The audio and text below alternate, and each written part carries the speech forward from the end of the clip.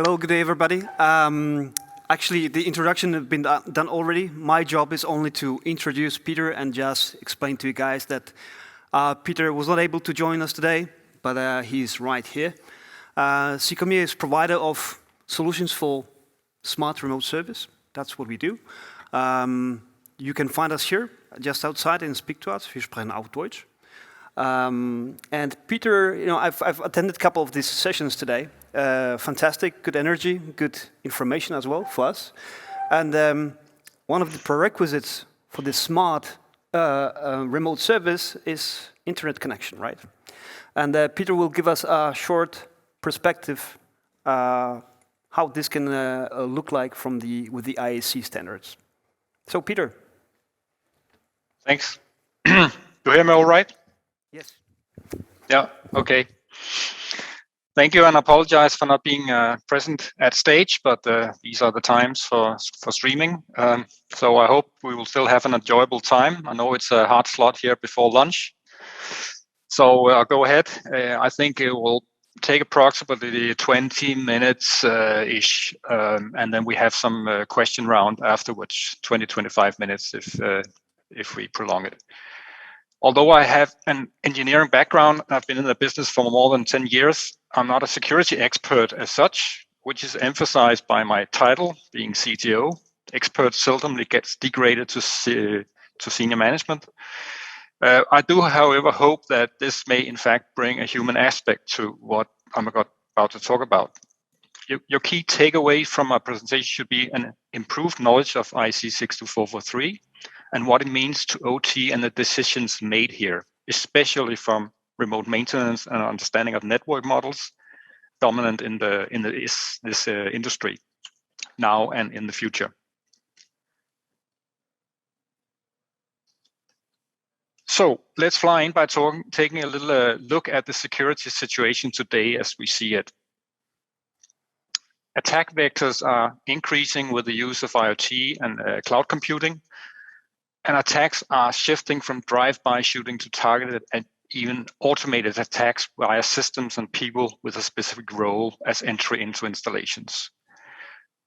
OT hacking is increasing. Malware ransomware tools become easier and are not reserved for highly skilled individuals, but are used by financial criminals. Factories, early discovery of such tools must be applied. Smart factories introduction makes IEC systems more complex. And IEC systems contain critical production data, which must be protected not only by the facility, but also in transmission to cloud systems. Uptime is a critical factor. Downtime can be fatal. And then the complexity of machines, SLAs, and even leasing of machines means that there's a given need for remote access by specialists. So that's a situation. To summarize, machine providers need to service the machines while manufacturers need to maintain uptime. Typical scenario today is that a machine providers deliver and control device access while the manufacturers struggle to secure their ICS environments. This entails a conflict in behavior, process, and technologies. Ideal scenario is when this is aligned and machine provider can get access when required and manufacturers are in control. So it's a situation that machine providers and manufacturers need to solve together. To do so, a mutual understanding of network models and standards must be established. So let's look at some nice network models. The Purdue Enterprise Reference Architecture, shortened as PERA, was invented 30 years ago. The Purdue model is still used as a baseline for structuring OT networks. Generally, you'll find the top levels are managed by IT, while the lower levels 0 to 3, from the sensor to the manufacturing operation at level 3, are controlled by OT. This is highly simplified as the introduction of IoT and cloud computing has forced some modifications to the model. A typical scenario would look like this. In this model, you can see a level sort of 3.5 being the DMZ zone, which is a firewall layer behind the corporate firewall. The big challenge for remote services is how to manage services through all these layers of access. Access solutions such as our Secomea solution would typically be deployed at level 2, where you will also find HMIs, but an IoT gateway must feature a connection out of your network to the internet. So at the top layers, or via the top layers, unless it's equipped with a separate 4G connection, which is certainly not something the OT managers fancy. So let's take a look at the next one, defense and depth. It's not really just a network model, but a systematic approach to access control used in relation to the 3 pillars of cybersecurity, consisting of people, process, data, and information. It's built on the CIA triad specific to the data and information security pillars. The third pillar here is the most technical and tangible of these pillars, so let's dwell on that for a moment. The CIA triad consists of confidentiality, data is only available for authorized parties, integrity, data is immune to tampering either in transmission or during storage, and then availability, information must be available when needed, resilient to hardware failures, power outages, or any cyber threats. OT is a real-time based and a priority is control, while IT is transactional based with a typical priority for confidentiality. For ICS systems, the focus has not been on information, but on the industrial process. Yet ICS environments are increasingly targeted for attacks. So the weight is balancing out. Consider this. If your IT is down, you cannot send invoices. If your OT is down, you cannot produce. This is far more critical. And to the third one I want to present, relatively new but rapidly growing model is the so-called zero trust model. The root philosophy of zero trust is that nothing is secure and your intranet is just as insecure and dangerous as your internet. Network perimeters cannot secure you because if villains access an inner perimeter, for example, by accessing a device in your office or factory, then everything in that perimeter is potentially compromised. In the case of remote service, if you connect an IoT device to your network that isn't cyber secure or security patched, your network becomes vulnerable. Ground principles of zero trust is verify explicitly, always authenticate and authorize based on all available data points, including user identity, location, device health, service, workload, data classification, and anomalies. Use least privileged access, limit user access with just in time and just enough access. Risk-based adaptive policies and data protection to help secure both data and productivity. Assume breach. It means minimize the impact of breaches and prevent lateral movement by segmenting access by the network, user device, and app awareness. Verify all sessions are encrypted end to end. Use analytics to get visibility and drive threat detection and improve defenses. So where does IEC 62443 fit in all this? It's actually founded on defense and depth while still using the principles of the Purdue model. It's a toolbox for OT and covers processes as well as products. A big challenge is that this standard is not really understood by IT, although they do understand the principles of defense and depth. We hear from various manufacturers that IT is in fact disclaiming the responsibility for IEC 62443 implementation and rather wants to focus on ISO 27000. So how are the standards different in practice? Both standards, IEC 62443 and ISO 27000, are referred to in the Industry 4.0 interoperability model, RAMI 4.0. IEC 62443 refers to information for implementing electronically secure industrial automation and control systems, while ISO 27000 refers to the information for implementing an information security management system. IEC in principle is applicable for products, and ISO 27000 is applicable for organizations. Both can be used together in a sense that ISO 27000 practices can help protect the information used to implement ICS and ensure the development process is effective and implementing the security practices defined by IEC 62443. A little bit complicated stuff. So let's drill deeper into the mystery of IEC 62443. The standard is comprised of 4 groups, ranging from general concepts to procedures, systems, and components. A total of 14 different substandards. Each must be purchased for cool cash individually, by the way. The standard that a manufacturer, i.e. a factory, has most focus on could be the policies and procedures governing operations and equipment maintenance. In fact, the IEC 62443 2-1 spec has an annex C2, C3 that specifies the mapping to ISO 20001. A system integrator will typically focus on the system portion of the standard, especially 3.3, system security requirements and security levels, but there are typically an overlap into 2.4, and this is relevant for the cooperation between the factory and the third-party providers and consultants. Finally, there's a component layer which targets the product vendor, such as us, Secomea.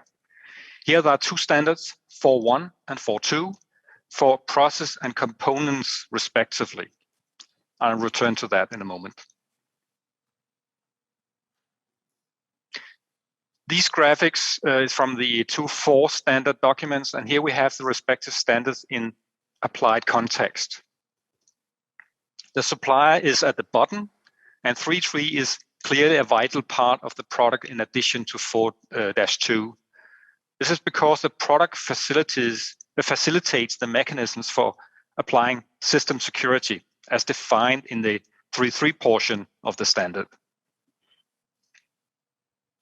So in reality, the product vendor should consider a variety of standards depending on their role in the food chain. But now let's focus on the 4.1 and 4.2, 3.3 from a product supplier perspective. The IEC standard is based on levels, which indicates that the higher level, the higher security. Essentially, they characterize the type of attacker the security level is designed to address. Generally, for them are that level 1 does not have any significant value. SL2 will always be the baseline, and most are aiming at SL3. More interesting is to look at the 3 basic requirements of IEC 62443. Here the first one, network robustness testing, where the requirement naturally increases according to the SL level you are aiming for. Secomea is subject for continuous test on the product performed by the external and an external auditor and compiled into a report. This is a report that typically requires an NDA, as there are details that could give hackers good ideas about older versions, which we do not want. You can look up vulnerabilities in various CV databases, but you'll not find the detail level as you'll find in this report. Where we're really grabbing into the standards is with the cybersecurity protection mechanisms, where system and components are divided into the 3.3 and 4.2 standards. As noted here, the security level lists are quite similar. At this level, you will also notice vendors advertising with a rating towards the security level. Similarly, Secomea has made assessment according to the 4.2, but also 3.3. And in addition, in this report, you'll find the analysis of the product and concept against the 4.2 and 3.3 standards relative to the security levels. For instance, we see in these brief screenshots, these ones, from the report that a number of requirements are met at security level 4, while authenticator management is at level 2. Also, some of the requirements require external dependencies to be fulfilled, which could be the presence of a corporate firewall towards the internet. But reality eventually hit you, as you say. These are a few of my personal experiences. Only a few vendors are actually fully certified, so we have to deal with that fact. Certification does not warrant for old technologies. You may see certified companies still delivering, for instance, Windows CE, even though it's deprecated by Microsoft. In these environments, you do not just replace a fundamental OS, so we have to deal with it somehow. A component must meet all 7 so-called capability groups at a given baseline. Important is therefore to look at the rating of each requirement in each capability group to assess the relevance. For instance, is 2-factor login required for a device that sits in a closed network? So get evidence from the vendor and get in dialogue. Now let's return to the illustration from before to look at the processes for doing things. As mentioned, the system integrator would typically have to comply to the 2.4 standard in addition to the 3.3 standards, while the vendor must assure processes according to 4.1, also referred to as SDL processes, stands for Secure Development Lifecycle.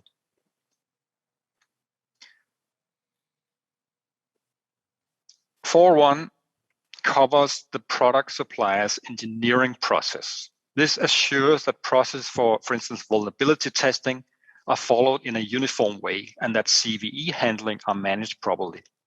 For instance, you could compensate for delivering product with the before mentioned deprecated Windows CE by having processes that handles regression testing and assures that design changes do not compromise security.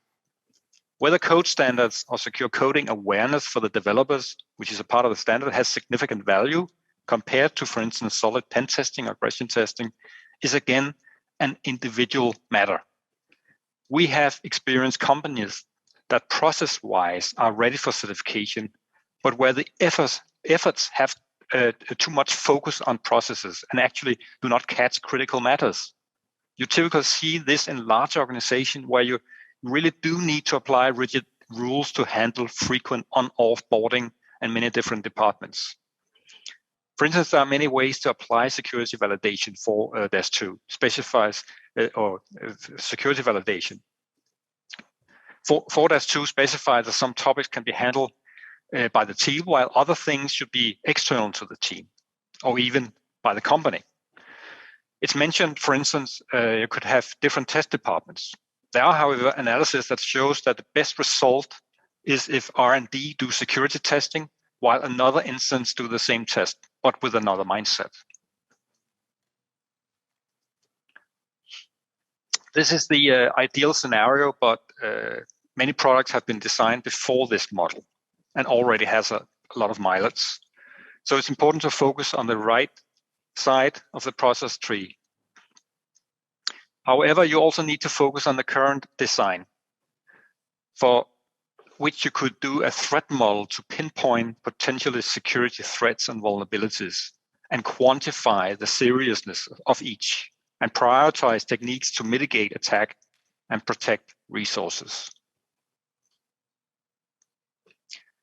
When you dive into the 4.1 standard, you meet the term security practices, which are the disciplines you need to master as a vendor such as us. Security management is the outer circle and it embraces all the so-called security practices shown in the inner circle. You'll notice the defense and depth as the core. You'll experience an overlap in the standards. For instance, practice 5 that specifies processes for testing, while the 4.2 and 3.3 standards more describes how they are to be applied into the product and systems.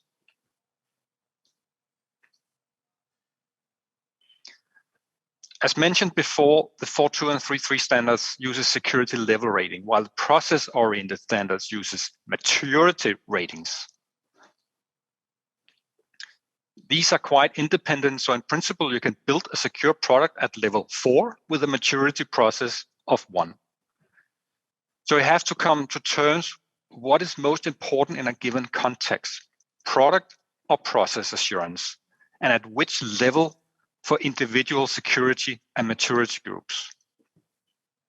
Just note that several manufacturers really do want to become officially compliant and show all the certifications.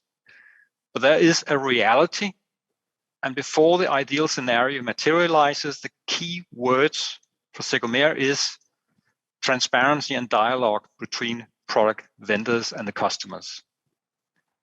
One thing is for sure, compliance is becoming a decisive factor when selecting a remote maintenance solution.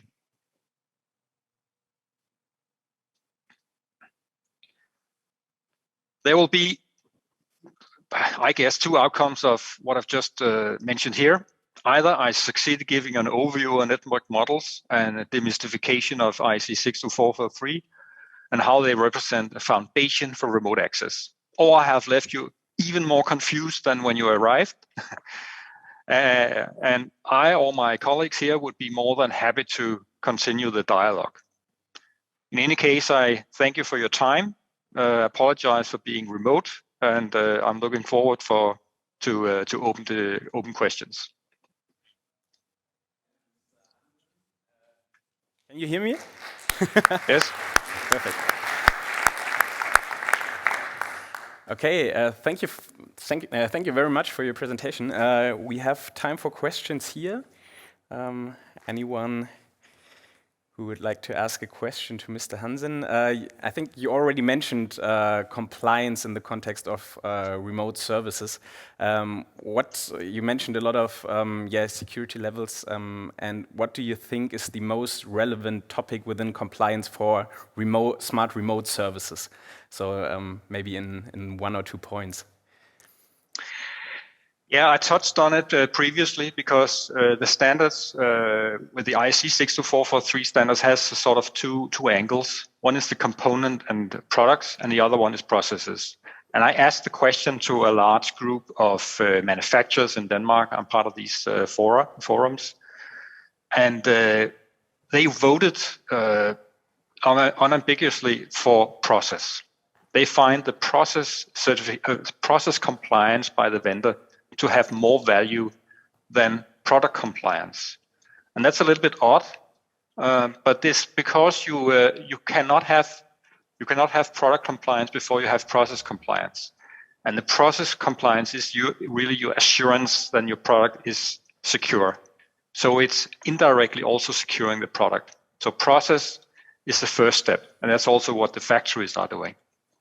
I should just mention that the factories I've been talking to, they're not really interested in a certification of IEC 62443, as typical is for the ISO 27000.